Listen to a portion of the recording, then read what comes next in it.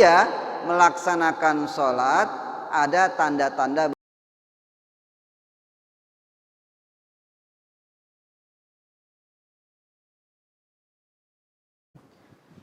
Bismillahirrahmanirrahim. Assalamualaikum warahmatullahi wabarakatuh.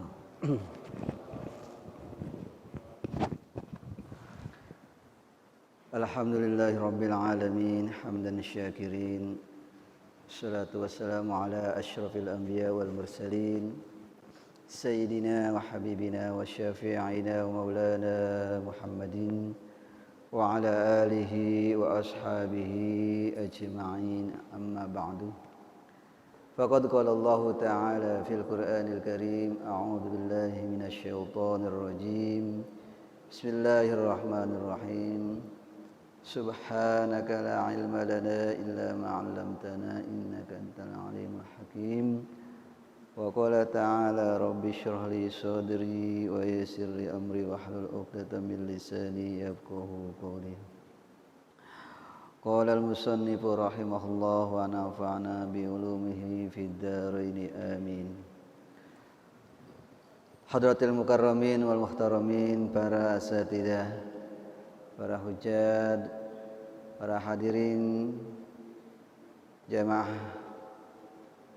salat maghrib yang dimuliakan oleh Allah Subhanahu wa taala.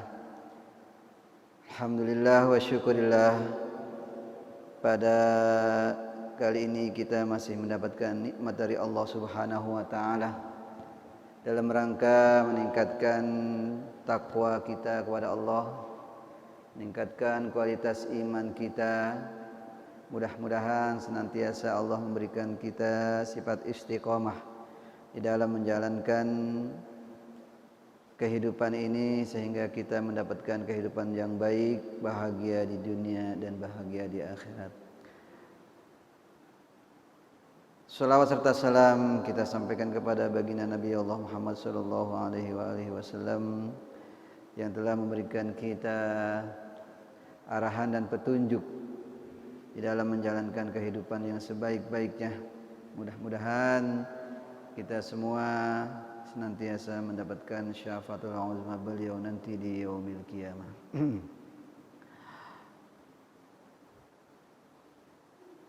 Hadirin rahimakumullah.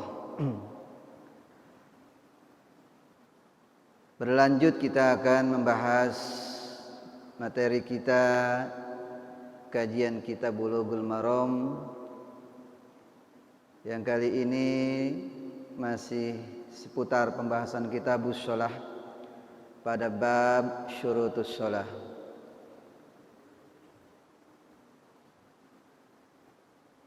Pada hadis yang ke-196 ini, riwayat dari Amir bin Rabi'ah radhiyallahu anhu qala, kunna ma'an nabi sallallahu alaihi wa alihi wasallam fi lailatin muslimatin fa ashkalat alaina al-qiblah fa sallaina falamma tala'atis syamsu idza nahnu sallaina ila ghairil qiblah fa nazalat fa aynama tuwallu fasamma wajhullah akhrajahu at-Tirmidzi wa dha'afahu.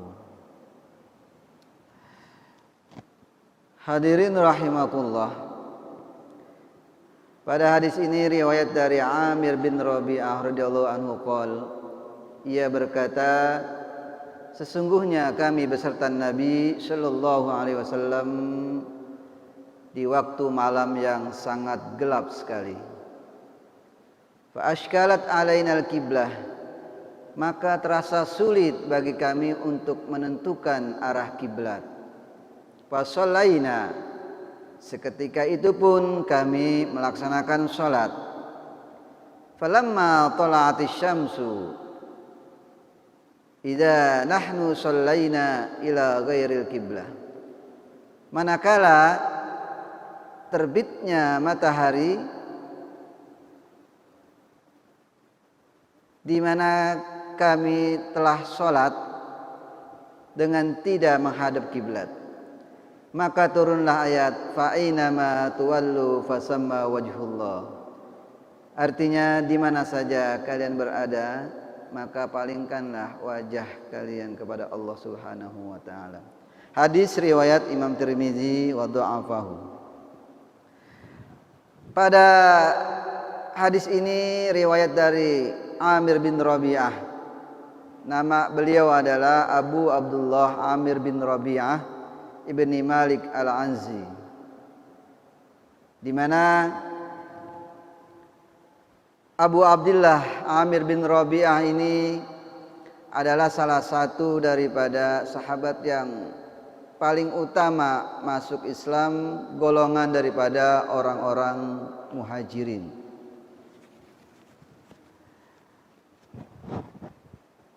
Amir bin Rabi'ah ini begitu setia mengikuti Rasulullah, mengikuti berbagai macam peperangan di dalam Fathu Makkah, ada dalam menyiarkan daripada agama-agama Islam. Nah, suatu ketika Amir bin Rabi'ah ini bersama Rasulullah sallallahu alaihi wasallam, di mana ketika itu Amir bin Rabi'ah ini dalam perjalanan di suatu tempat yang sangat gelap sekali. Barangkali di gurun pasir yang tidak ada penerangan, tidak ada arah, mungkin cuaca juga buruk sekali. Namun ketika itu ingin melaksanakan sholat.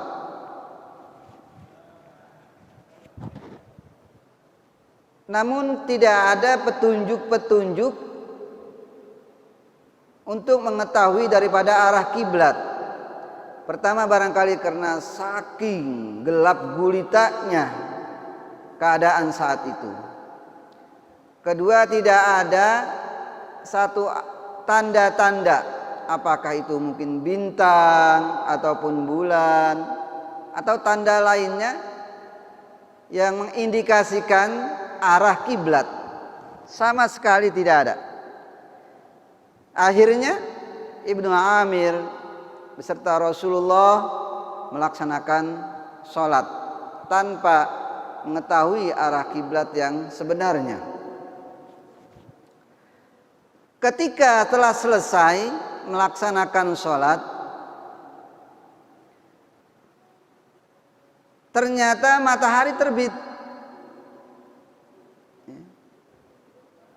Matahari terbit di sebelah barat, tentu sudah ketahuan arah kiblatnya sebelah timur. Ketika itu maka turunlah ayat fa ainama tuwallu fasamma wajhullah. Artinya di mana saja kalian berada, maka hadapkanlah kepada wajah Allah. Nah, hadis ini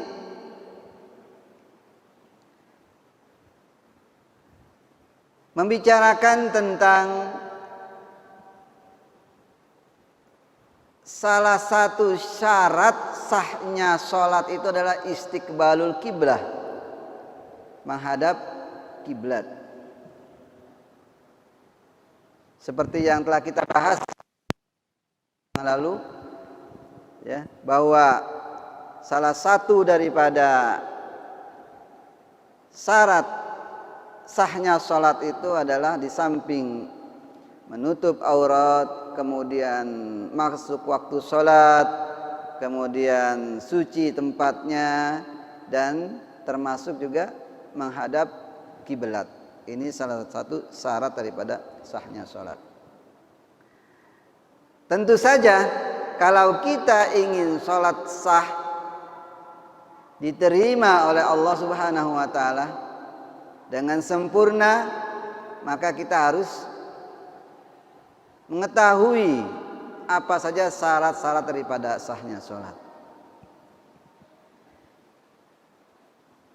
Nah, dari hadis ini menunjukkan bahwasanya siapa saja yang sholat dalam kondisi sangat gelap gulita, tidak ditemukan daripada tanda-tanda arah kiblat, ketika dia sholat, maka sholatnya diterima oleh Allah. Meskipun setelah dia melaksanakan sholat, ada tanda-tanda baru muncul. Dari kisah tadi, hadis tadi, munculnya tanda-tanda itu adalah terbitnya matahari. Tapi sholat sudah sah, dikatakan sah. Karena turunnya ayat tadi, fa ainama tuwallu fasamma wajhullah. Secara umum hadis ini katanya, sawaun kana ma'an nazar fil amarat wa taharra aula. Baik itu ketika kondisinya mencari-cari tanda-tandanya, menginvestigasi atau tidaknya, kondisi seperti itu ketika Amir bin Rabi'ah dan Rasulullah sholat, maka diterima sholatnya, sah sholatnya, walaupun dalam kondisi daripada salah arah kiblatnya. Ini berbicara di saat apa? Di saat daripada tidak ada tanda-tandanya. Tetapi ada beberapa perbedaan ulama pada hukum seseorang yang sholat apa adanya. Dia tidak mencari-cari dulu kemana arah kiblat. Dia tidak mencari-cari dulu tanda-tandanya kiblat di mana. Dia sholat saja. Ketika dia sholat, ternyata salah. Nah, menurut pendapat ini, yang dianut oleh mazhab Syafi'i dan Hanafiyah dan orang-orang Kufi, jika setelah sholat ada tandanya, maka itu wajib mengulang. Ini satu pendapat, ya. Kalau menurut hadis tadi secara umum ketika Rasulullah sholat tidak mengulang walaupun sudah ada tandanya. Nah, di sini ada pendapat bahwa seseorang yang sholat tanpa investigasi, dia sholat saja, ya, tidak nanya lagi arah kiblatnya kemana. Ketika dia sholat ternyata apa? Salah menghadap, maka dia harus mengulang sholatnya. Ya, barangkali kalau kondisi sekarang misalkan kita berpergian, ya, kemudian kondisinya ya normal, cuma kita tidak tahu arah daripada kiblatnya, kita nggak nanya. Kadang-kadang kalau di tempat kita wisata itu, ya mohon maaf, kadang-kadang tempat wisata nggak ada apa? Ada yang nggak ada musolahnya, gitu. Ya. Atau mungkin jauh, ya, musolahnya di perkampungan. Nah, dia salat tapi dia tidak nanya kepada orang yang penduduk itu, ya, atau orang yang ada di tempat situ kemana arah kiblatnya. Dia sholat saja, tahu-tahu salah, maka wajib i'adah menurut mazhab Hanafi dan mazhab Syafi'i dan mazhab orang-orang Kufi.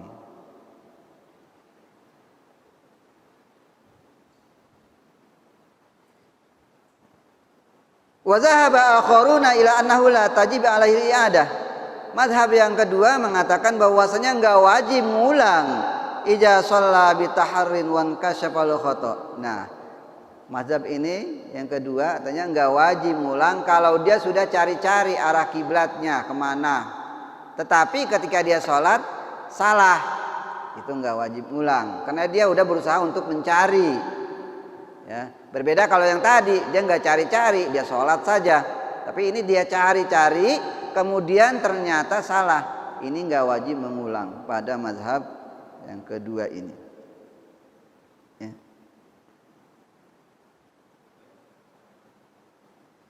Bagaimana? Wa qala Syafi'i. Imam Syafi'i berkata, tajibul i'ada alaihi fil waqti wa ba'dah. Li'annal istiqbala wajibun qat'a. Sementara Imam Syafi'i berkata wajib mengulang atasnya pada waktunya dan sesudahnya ketika, karena menghadap kiblat itu adalah satu hal yang wajib. Kalau menurut Imam Syafi'i, jika terjadi hal demikian wajib ngulang.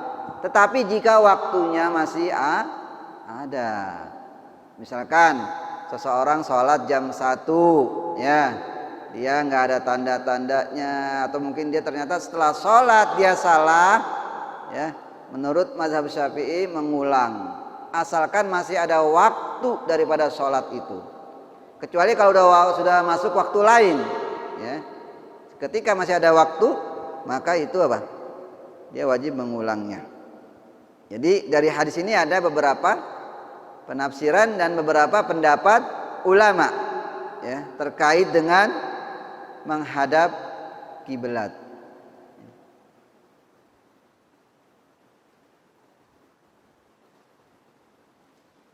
Kemudian pada hadis yang 197, wa an Abi Hurairah radhiyallahu anhu qala qala Rasulullah sallallahu alaihi wa alihi wasallam ma bainal masyriqi wal maghribi kiblah.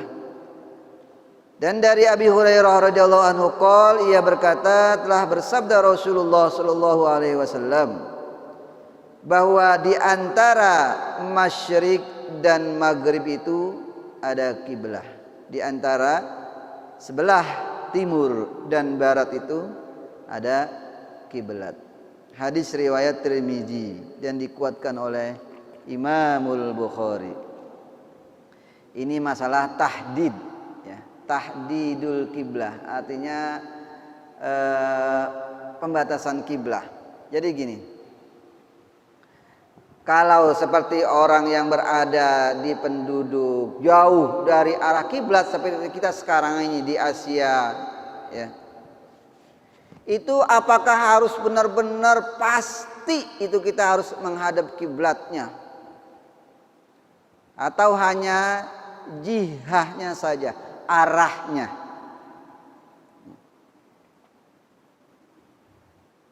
Lewat hadis ini, ma bainal masyriqi wal maghrib, bahwa apa-apa yang diantara masyrik dan maghrib, timur dan barat itu ada kiblat.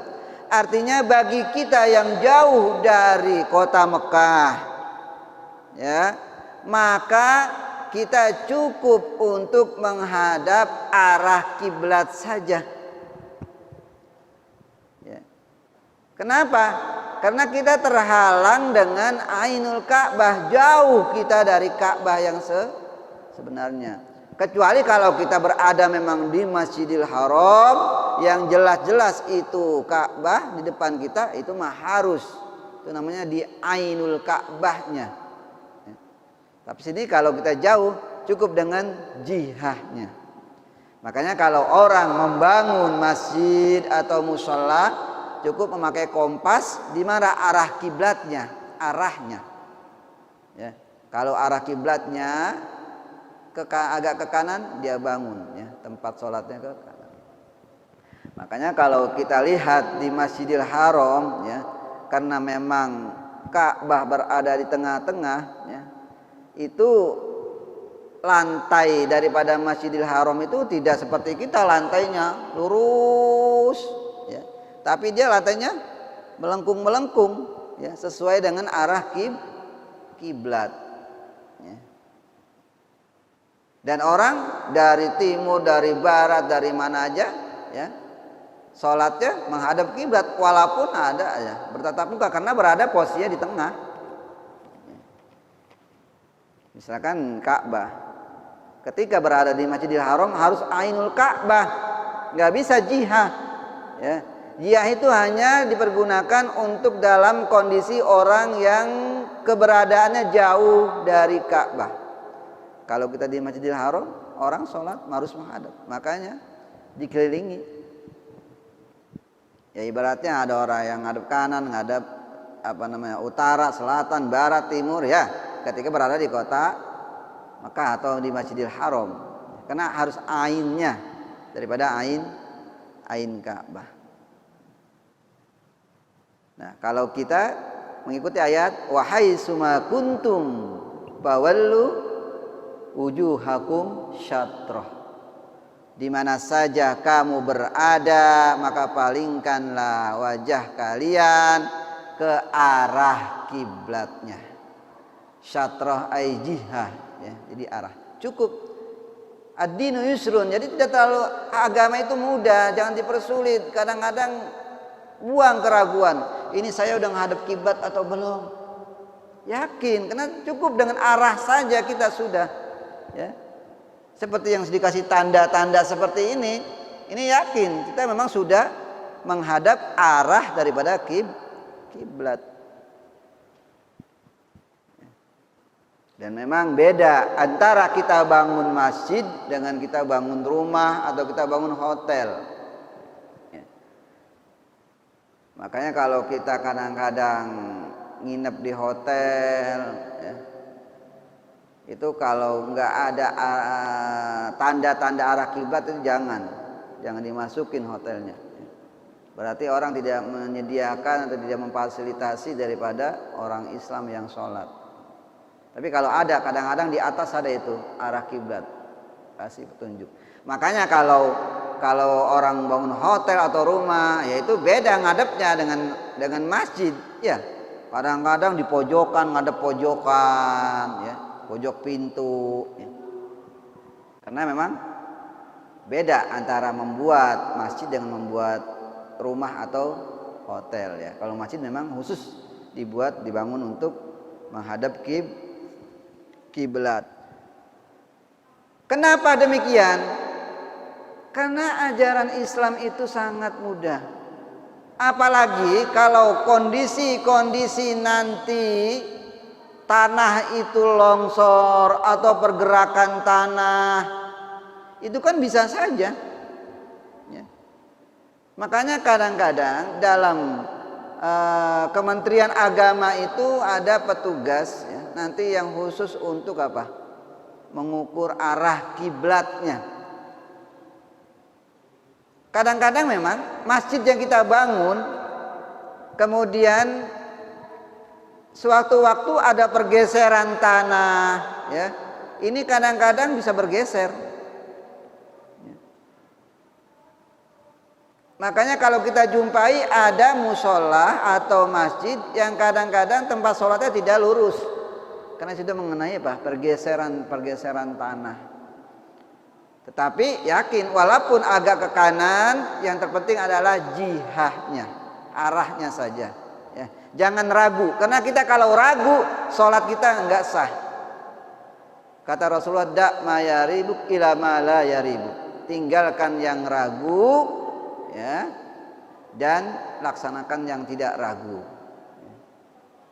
Jadi persoalan kita menghadap kiblat karena itu salah satu daripada sahnya sholat kita, maka kita dikasih keringanan oleh Allah dengan arah saja. Ketika kita mengarah kiblat adanya di timur, sholat kita sudah sah. Arah kiblatnya, tapi jangan misalkan kiblat di timur kita mengarah ke barat, itu bukan arah kiblat namanya, ya. Istidbarul kiblah itu mah bukan istiqbal, istidbarul kiblah, ya. Jadi kecuali kalau dahulu ketika memang belum ada perintah menghadap kiblat, dahulu ketika belum disyariatkannya Nabi atau kita sholat untuk menghadap kiblat, kita menghadap Masjidil Aqsa. Sementara posisi daripada Masjidil Aqsa itu adalah membelakangi kiblat. Jadi kalau dulu Nabi dan para sahabat sholatnya itu membelakangi kiblat ketika belum turun ayat, ya, tentang menghadap kiblat, ya. Nah, karena sudah disyariatkan menghadap kiblat maka dirubah, ya. Itu salah satu keterangan daripada hadis Abi Hurairah. Kemudian pada hadis yang selanjutnya 198, wa an Amir bin Rabi'ah radhiyallahu anhu qala sama dengan hadis yang pertama, diriwayatkan dari Amir bin Rabi'ah. Qala, ia berkata, ra'aitu Rasulullah sallallahu alaihi wasallam yusalli ala rahilatihi haitsu tawajjahat bihi, muttafaqun alaihi. Zadal Bukhari yumi'u bi ra'sihi wa lam yakun yasnahu fil maktubati. Kata Amir bin Rabi'ah bahwa aku melihat Rasulullah sallallahu alaihi wasallam salat di atas kendaraannya, di atas untanya, ya. Haitsu tawajjahat bihi, di mana unta itu apa? Mengarah padanya, ya. Jadi ketika unta itu dia berjalan ke arah kiblat, di situ Nabi salat di atas kendaraannya. Hadis muttafaq alaih dan ditambahkan oleh Bukhari, yumi'u bi ra'sihi, ya. Rasulullah itu mengisyaratkan dengan kepalanya, walam yakun yasnahu fil maktubah, dan Rasulullah tidak melakukan hal demikian pada salat-salat yang wajib.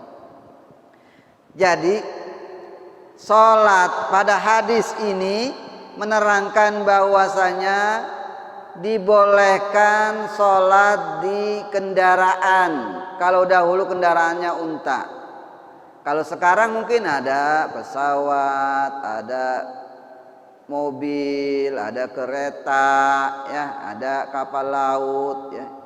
Itu merupakan kias daripada rahilah. Bagaimana Nabi melaksanakan sholat sunnah di atas kendaraan? Ketika kendaraan itu menghadap kiblat, ontaknya Nabi menghadap kiblat, Nabi sholat. Kemudian bagaimana dia ruku, bagaimana dia sujud, dengan isyarat daripada kepalanya diangguk-anggukkan. Itu Nabi sholatnya sholat sunnah. Ya, hadis ini menerangkan ketika Nabi sholat sunnah. Walam yakun yasnahu fil maktubah, dan Rasulullah tidak melaksanakan sholat fardu, sholat wajib, ya. Bagaimana kondisi daripada hadis ini? Dan memang, ya, karena sholat, salah satu syarat daripada sahnya sholat itu menghadap kiblat, maka harus apa? Menghadap kiblat.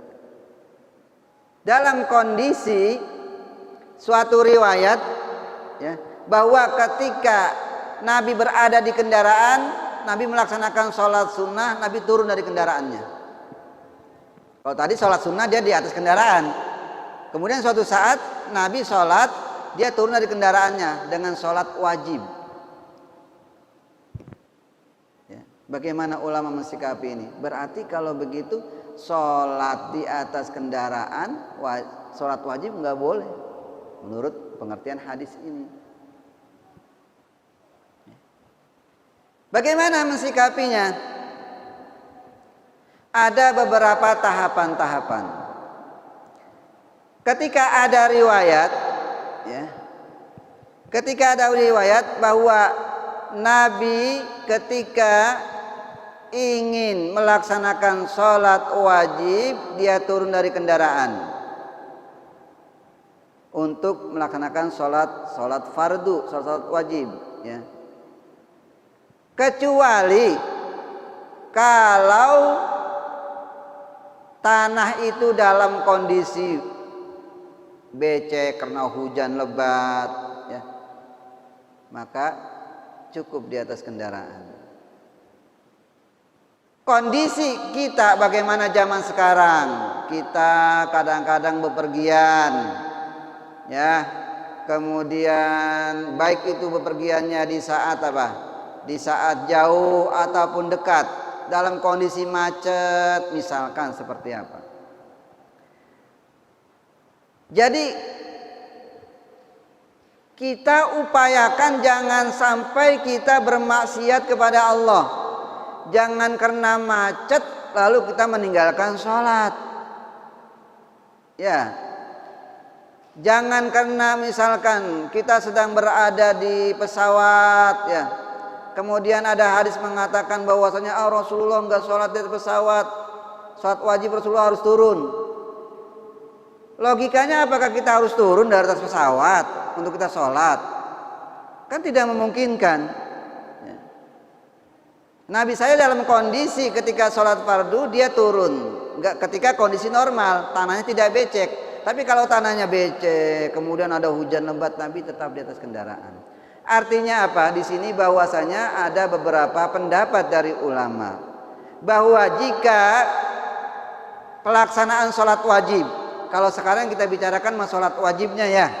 Kalau sholat sunnah mah yang namanya sunnah kita laksanakan bisa, tidak dosa. Tapi kalau wajib mesti dilaksanakan. Bagaimana kalau posisi kita ketika kita misalkan berada di atas pesawat atau kita berada di atas kapal? Pernah suatu ketika Rasulullah dan para sahabat berlayar di atas kapal. Ketika telah datang waktu untuk sholat, Nabi memerintahkan azan. Setelah azan, Nabi sholat beserta para sahabatnya di atas kapal dengan berdiri. Ini menandakan bahwasanya boleh kita sholat di atas kendaraan atau pesawat atau apa ya. Bagaimana? Apakah harus menghadap kiblat arah kendaraan itu? Kalau kayak kereta, di kereta misalkan ya, kita sholat ya. Ketika mungkin kereta sedang sedang menuju arah selatan, apakah kereta harus kita ubah untuk menghadap kiblat? Kan tidak mungkin. Berarti ada kondisi-kondisi darurah. Kondisi-kondisi inilah yang dimaafkan ya, di mana kita tidak mesti melaksanakan sholat walaupun itu fardu harus menghadap kiblat. Kecuali kalau mudah. Kalau ketika zaman Nabi bisa ontaknya dihadapkan ke kiblat. Tapi kalau kayak kondisi pesawat kan nggak mungkin. Bagaimana? Sama kita beralih wa haitsuma kuntum fawallu wujuhakum syatrah. Di mana saja kendaraan itu mengarah kita sholat. Jangan juga kita nunggu nanti aja kali kalau pesawat itu udah mengarah ke kiblat, kita nggak tahu. Ya. Paling pramugari mengisyaratkan, memberitahukan bahwa telah datang waktu sholat zuhur, telah datang waktu sholat asar, tapi tidak memberitahukan posisi kapal sedang menghadap kiblat. Saya kira nggak pernah diberitahukan sama pramugari seperti itu. Kondisi seperti itu karena memang kita nggak mungkin misalkan dari pesawat itu turun ke bawah untuk sholat, kan nggak mungkin ya, beda kondisinya. Juga di laut kan nggak mungkin kita turun dulu dari laut kita ngadep kiblat sholat ya. Ini menyulitkan. Ad-dinu yusrun, bahwa agama itu mudah. Bukan berarti kita menyimpang, tapi ada hadis atau ayat lain, paina ma tuwallu wa haitsuma kuntum fawallu wujuhakum syatrah. Di mana saja kamu berada, ya, hadapkanlah wajah kamu. Ya. Ada lagi hadis yang mengatakan ju'ilat liyal ardu masjidan wa tahura. Ya. Ya, bahwa tanah itu ya merupakan tanah yang suci dan merupakan tempat sujud. Nah, jadi kita boleh saja ketika kita berada di pesawat kita sholat. Bagaimana kalau salah satu rukun daripada sholat itu adalah qiyam, berdiri tegak? Apakah di atas pesawat itu kita harus berdiri dengan bangkunya yang sempit? Kan gak mungkin juga. Maka kalau tidak bisa berdiri kita duduk ya. Kan anjuran seperti itu ya. Dalam hukum Islam ulama menetapkan kalau dalam kondisi sehat berdiri, lakukanlah berdiri sholat. Kalau tidak bisa dengan duduk, kalau tidak bisa dengan berbaring atau tidur. Nah, ketika kita kondisi berada di pesawat, ya, maka di situ kita dianjurkan untuk melaksanakan sholat dengan duduk, nggak bisa berdiri. Tapi memang saya kadang-kadang kalau umroh, kalau haji, ya, itu mungkin karena pesawat khusus ngangkut orang jamaah haji, itu di sayap, di buntut itu ada kamar itu disediakan untuk orang sholat. Ya, kalau kamar di atas pesawat kan nggak mungkin luas, paling muatnya 2-3 orang, ya kan nggak mungkin orang semuanya sholat ke situ, ke buntut, ya. Jadi kalau memang nggak memungkinkan, ya sudah sholat kita di tempat duduk kita. Dengan syarat apa? Dengan syarat seperti tadi, Rasulullah isyaratnya dengan kepalanya. Ketika sujud, ketika ruku kita tundukkan, ketika i'tidal kita tegakkan, ketika sujud kita tundukkan lebih rendahnya, ya. Seperti itu. Sudah ya, azan ya. Nah, ini hadis daripada Ibnu Amir ini, ya, bahwa Rasulullah SAW, ya, mengizinkan jika dalam kondisi yang tidak memungkinkan kita untuk turun dari kendaraan, maka kita sholat di atas kendaraan. Saya kira itu, ya, hadis daripada tentang syarat-syarat sahnya sholat, yaitu mengenai kiblah dan mengenai apa lainnya. Mungkin yang ditanyakan sebelum kita tutup. Waktu adzan dan iqamatnya untuk tanya jawab aja kali, adzan dulu setelah. Iya, nggak apa-apa. Waktu adzan dan iqamatnya untuk. Oh gitu, iya, nggak apa-apa kalau begitu. Jadi azan dahulu, ya.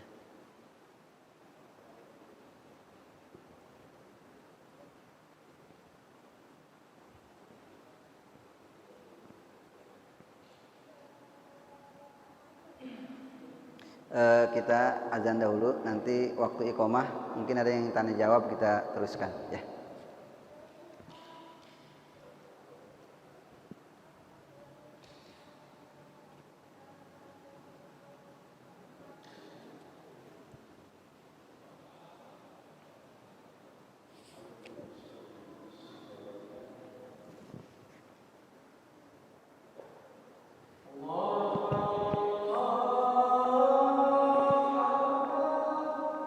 Allahu Akbar, Allahu Akbar.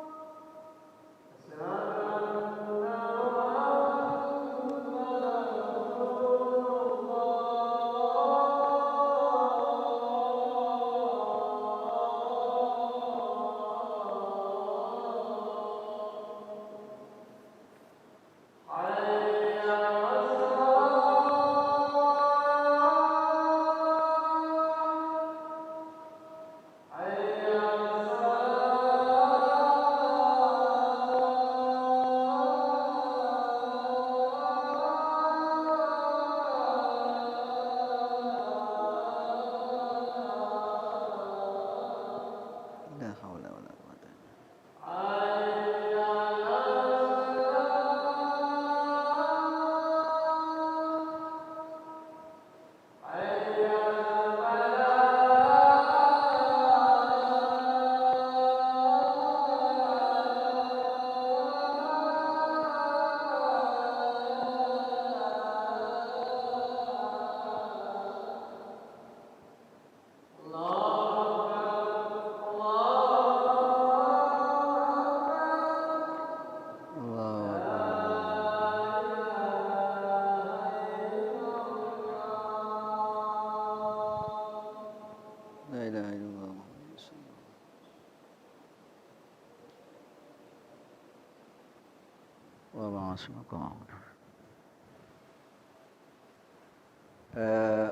Para hadirin, mungkin ada yang ingin ditanyakan seputar pembahasan kita pada 3 hadis tadi, ya, riwayat dari Ibnu Amir, ya, yang menjelaskan tentang arah kiblat dalam sholat. Ya, silakan Ustaz. Waalaikumsalam warahmatullahi wabarakatuh.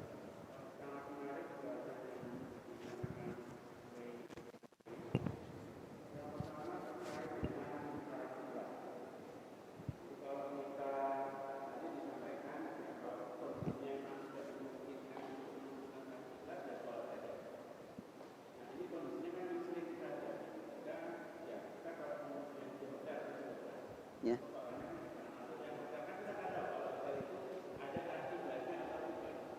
Apa Pak? Di hotel, ya. Ya.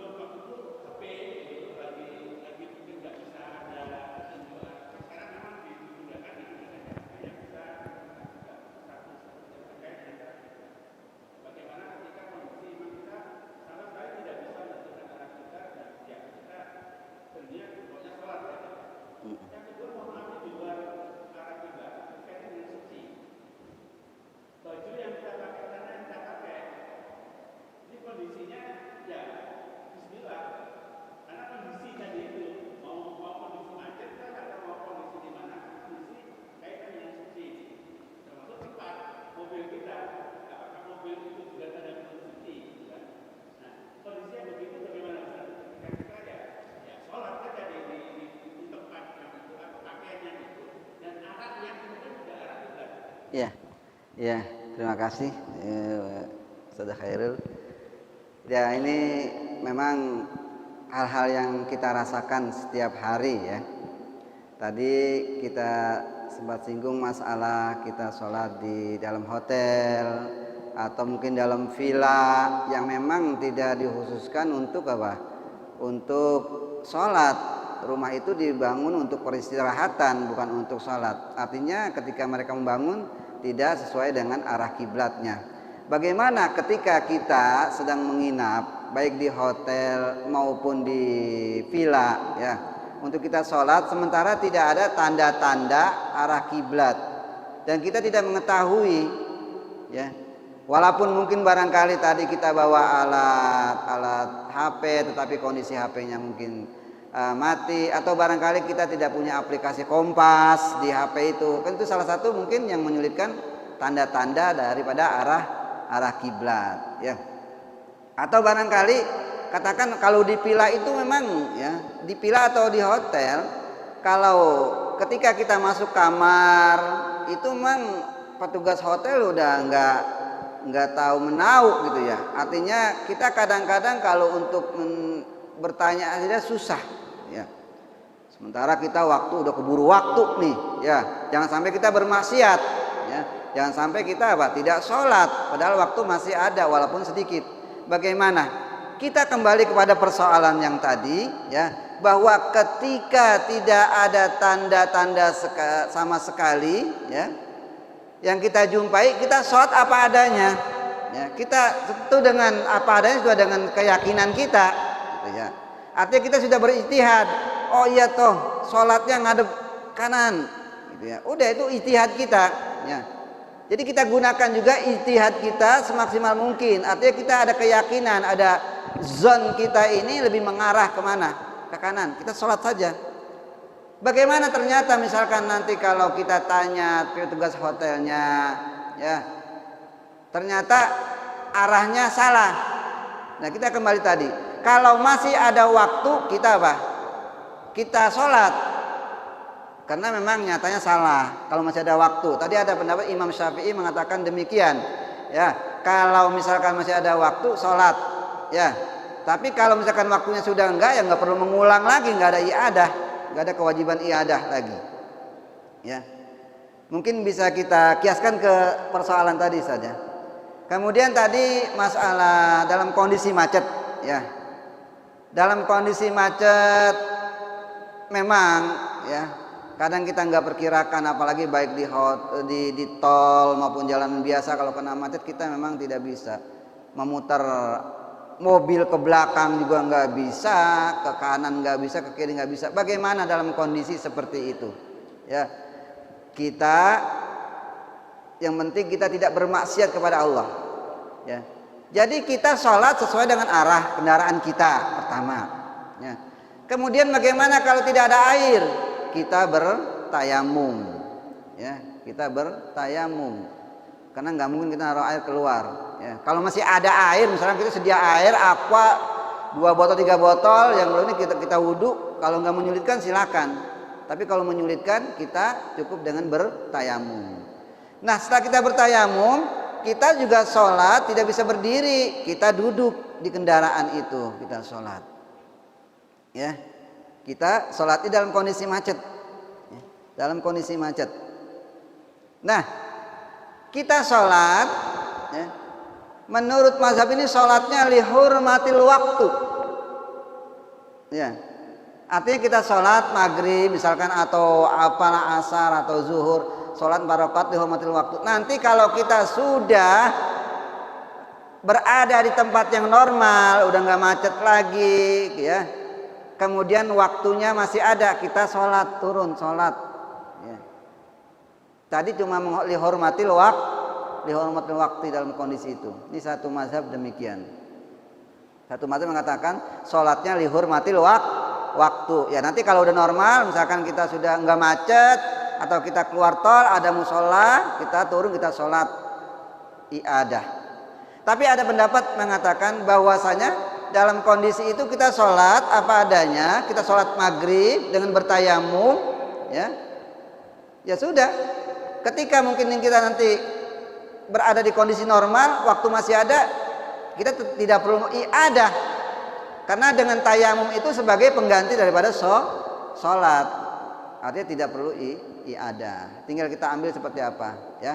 Jadi tinggal zon kita saja. Kalau kita merasa yakin cukup dengan tayamum kita sholat, ya sudah, tidak perlu iadah. Kemudian kalau dalam kondisi tadi misalkan pakaian kita, memang salah satu daripada syarat sahnya sholat itu adalah suci badan, suci pakaian, suci tempat, ya. Tetapi di sini, ya, yang dikatakan suci itu dengan apa? Dengan sesuatu kita berkeyakinan bukan suci artinya di tempat kotoran. Kan nanti dalam hadis pembahasan berikutnya ada 7 tempat yang tidak boleh digunakan untuk sholat, ya. Di antara tempat pembuangan sampah dan lain-lain. Nah, kalau kondisi misalkan baju kita kotor tetapi tidak najis, sudah kita pakai untuk sholat, ya. Artinya kita tidak yakin, wah ini tadi pakaian kita ibaratnya lah kotor gitu, ya, tapi tidak najis, ya, tidak terkena najis, cuma kotor saja. Sholat apa adanya, ya. Sholat di masjid, sholat di tempat kendaraan kita, di tempat duduk kita, sholat dengan baju yang kita pakai. Bahkan kalau orang jagal sholat apa adanya, pakai pakaian yang dia buat motong itu sah. Orang jagal, ya, dalam kondisi mungkin dia sholat, kemudian waktunya tinggal sedikit, dia sholat apa adanya dengan baju bermuluan darah, walaupun itu najis, ya, tapi itu dima'fu, ya, karena dia orang jagal. Umumul balwa, sesuatu yang barangkali tidak bisa kita hindari, itu dima'fu, ya. Seperti kita misalkan kita kencing, kadang-kadang pasti ada cipratan, percikan-percikan air kencing itu pasti apa? Pasti ada, pasti mengena. Tapi hal itu dimaafu, ya. Kenapa? Umumul balwa, ya. Artinya sesuatu yang sulit kita hindari. Begitu juga tadi ketika kita bekerja, kemudian pakaian kita tidak bisa hindari, mungkin kena kotor, ya. Yang jelas kalau misalkan pakaian kita mungkin terkena benar-benar terkena najis, ya itu harus kita bersihkan kalau memang nyatanya benar-benar kena najis, ya.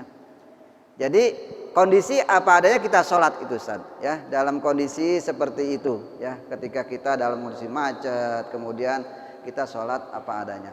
Bahkan kalau kita sakit, ya, kita tidak bisa bertayamum, ya, kita tidak bisa berwudu, sholat tanbi ghairu wudu'in, sholat apa saja sesuai dengan posisi kita sedang sakit, ya. Jadi ada kemudahan, ya. Insya Allah diterima oleh Allah selama itu masih dalam uzur. Saya kira itu, Ustaz. Mohon maaf kalau ada kekurangannya. Yang lain mungkin cukup. Saya kira kita cukupkan. Insya Allah nanti kita lanjutkan pada pertemuan yang akan datang. Mudah-mudahan bermanfaat. Mari kita bacakan suratul Fatihah ala hadiniyah al-Fatihah. A'udzubillahi minasyaitonirrajim. Bismillahirrahmanirrahim. Alhamdulillahirabbil alamin. Ar-Rahmanirrahim. Maliki yaumiddin. Iyyaka na'budu wa iyyaka nasta'in. Ihdinas siratal mustaqim. Siratal ladzina an'amta 'alaihim ghairil maghdubi 'alaihim waladdallin. Amin. Subhanakallahumma wa bihamdika asyhadu an la ilaha illa anta astaghfiruka wa atubu ilaik. Wassalamualaikum warahmatullahi wabarakatuh.